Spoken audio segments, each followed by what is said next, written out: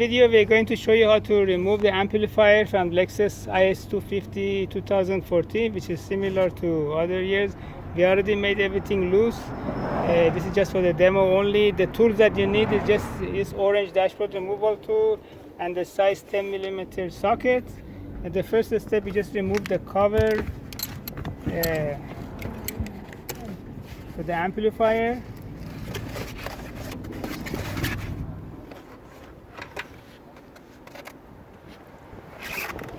And then you need to remove all of this, the pins which is holding the carpet for the side of the inside the trunk.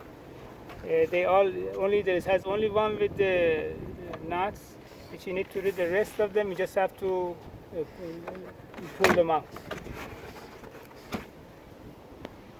And these are the clips for holding the carpet. You just need to either use just a small screwdriver or this yellow dashboard removal tool to get them out. And then the whole carpet, you can just push it on the side.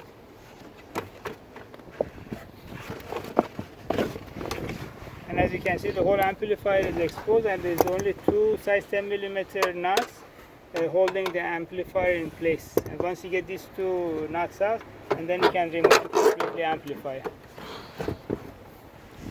And most of the time, either this amplifier is bad or the connector has an issue, which we already made another video for it that you can watch.